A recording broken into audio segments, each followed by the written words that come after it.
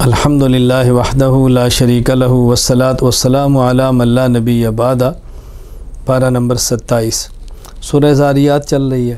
اللہ تعالیٰ نے ابراہیم علیہ السلام کا واقعہ بیان کیا، اولاد کی بشارت کا ذکر کیا، قوم لوط کے عذاب کا ذکر کیا، سابقہ قوموں کے انجام کا ذکر کیا، اور یہ بات سمجھایا کہ ان قوموں کے واقعات سے عبرت حاصل کرو۔ سورہ طور والطور وکتاب مسطور، کیونکہ اللہ تعالیٰ نے طور کا ذکر کیا ہے اس لیے سورت کا نام سورہ طور ہے، اور قسم اٹھا کر اللہ تعالیٰ نے احوال بیان کیے۔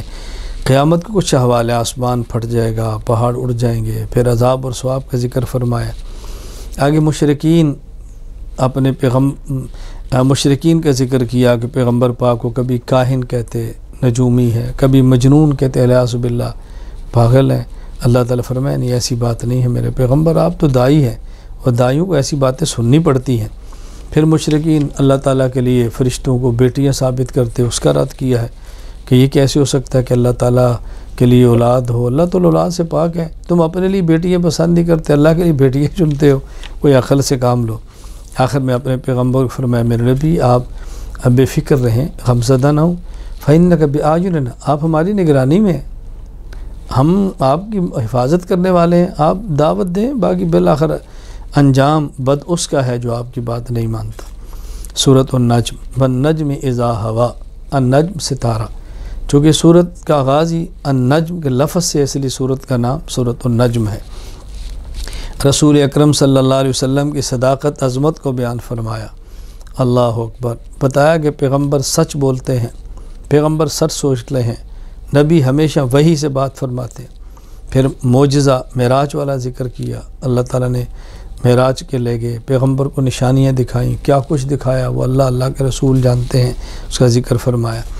پھر مشرکین کی مذمت کی ہے، اللہ تعالیٰ نے توحید کو بیان فرمایا اور مشرکین کا رد کیا۔ فرأیتم اللات والعزیٰ، کیا تم لات عزیٰ منات کو خدا بنا کر پوجا کرتے ہو، یہ تمہاری ایک گھنونی تقسیم ہے، سے بچو۔ اور فرمایا رلاتا بھی اللہ ہے، ہنساتا بھی اللہ ہے، اللہ ہی ہنساتے ہیں، اللہ ہی رلاتے ہیں، اللہ ہی زندہ کرتے ہیں، اللہ ہی موت دیتے ہیں، اللہ ہی نر پیدا فرماتے ہیں، اللہ ہی میدا یہ سب اللہ کے اختیار میں ہے۔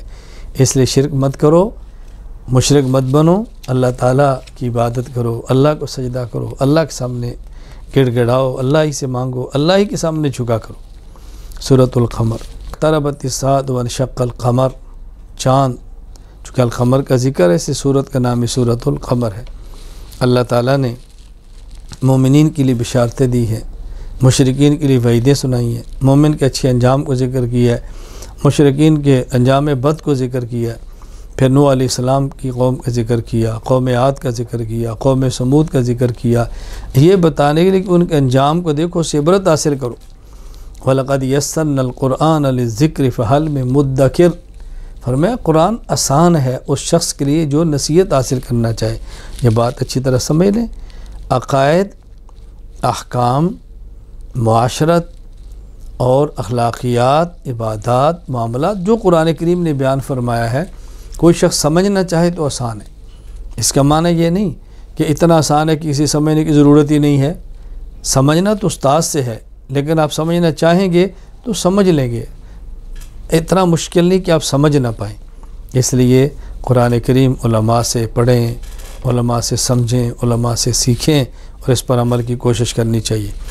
سورۃ الرحمن الرحمن علم القرآن، جو کہ اس سورت کا آغاز ہی الرحمن سے ہے، سورت کا نام سورۃ الرحمن ہے۔ اللہ تعالیٰ نے کائنات میں پھیلی ہوئی کتنی نعمتوں کا ذکر فرمایا، جنت کا ذکر فرمایا، آخرت کی نعمتیں، دنیا آخرت کی بہت نعمتوں کا ذکر کیا۔ سب سے بڑی نعمت قرآن ہے، پھر نعمتیں سورج ہے، چاند ہے، ستارے ہیں، اور نعمتیں، اللہ نے سب نعمتوں کا ذکر فرمایا، اور بار بار فَبِأَيِّ آلَاءِ رَبِّكُمَا تُكَذِّبَانِ، کتنی خدا کی نعمتیں، کس نعمت کا تم انکار کرو گے۔ اللہ تعالیٰ نے یہ نعمتوں کا ذکر فرمایا۔ اور اچھا اس میں عذاب کا ذکر بھی ہے۔ عذاب کون سی نعمت ہے؟ عذاب نعمت نہیں، پیش کی عذاب کی اطلاع یہ نعمت ہے کہ اللہ نے بتا دی ہے کہ دیکھو اس کی قدر کرو، نہیں مانو گے تو فلاں عذاب تمہارا منتظر ہے۔ کتنی بڑی نعمت اللہ نے بتا دی ہے۔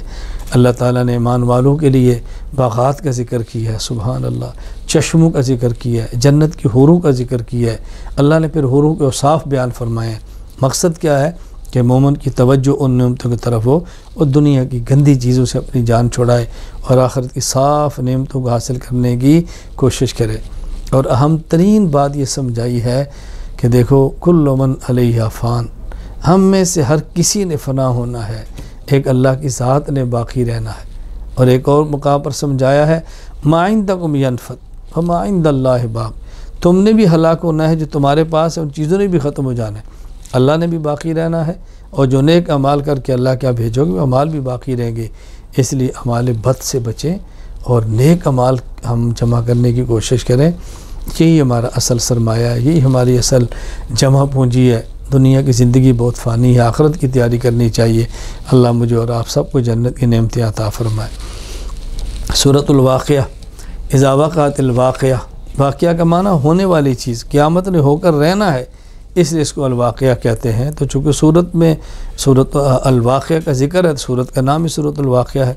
اللہ تعالیٰ نے سمجھایا ہے کہ دیکھو زلزلے آئیں گے، پہاڑ ریزہ ریزہ ہو جائیں گے، یہ ایسے ہولناک منظر ہوگا تم برداشت نہیں کر پاؤ گے۔ اور پھر 3 گروہ ہوں گے، اصحاب الیمین، اصحاب الشمال اور مقربین، جن کو دائیں ہاتھ میں اعمال ملے گا نامہ اعمال اصحاب الیمین، بائیں میں ملے گا اصحاب الشمال۔ اصحاب الیمین جنتی ہیں، اصحاب الشمال جہنمی ہیں۔ اور پھر اصحاب الیمین کی ایک قسم مقربین ہے، یعنی اعلیٰ درجے کے لوگ ہیں۔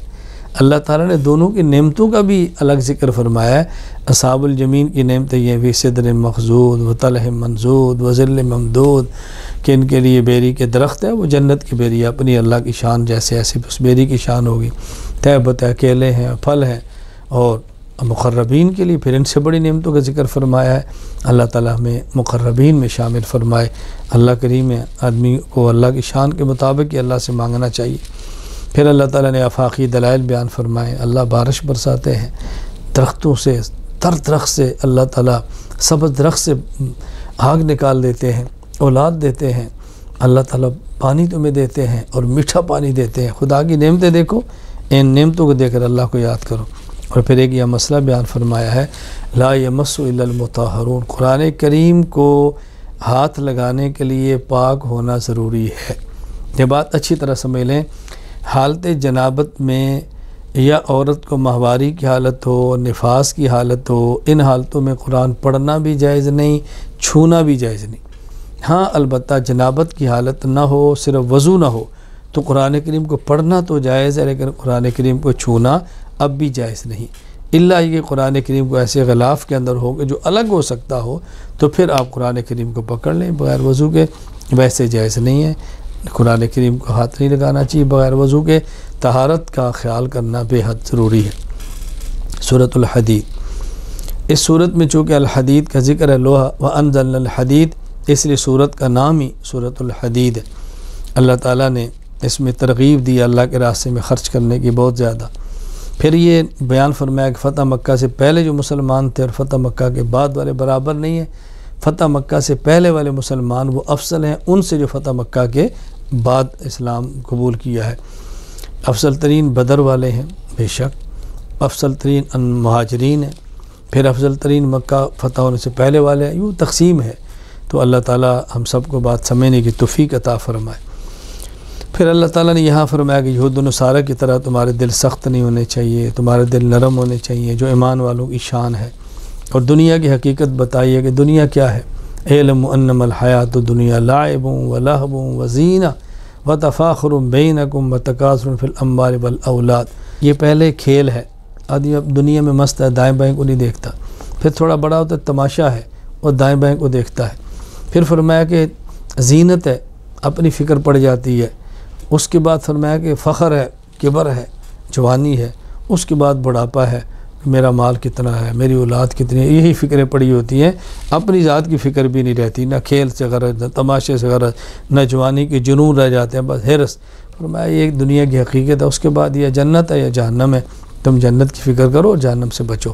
پھر لوہے کا ذکر فرمایا، لوہے کی حکمت بیان فرمائی کہ ہم نے لوہے کو پیدا کیا ہے اور لوہے کی پیدائش کی بنیادی مقصد جنگ اور جہاد ہے۔ ہاں دیگر ضرورتیں بھی ہیں جو تم پوری کرتے ہو، وہ بھی منافع ہیں، اصل اس کی جو منفعت ہے فی باس شدید وہ جہاد ہے، باقی اور منافع بھی لوہے سے ہیں جیسے ہم حاصل کر رہے ہیں۔ آخر میں مومنین کے لیے فرمایا کہ اللہ تعالیٰ ایمان والوں کو اجر ہی اجر عطا فرماتے ہیں، ہر حالت میں خدا اجر دیتے ہیں۔ اللہ تعالیٰ ہمیں کامل ایمان والا بنائے، ایمان والوں کی صفات عطا فرمائے۔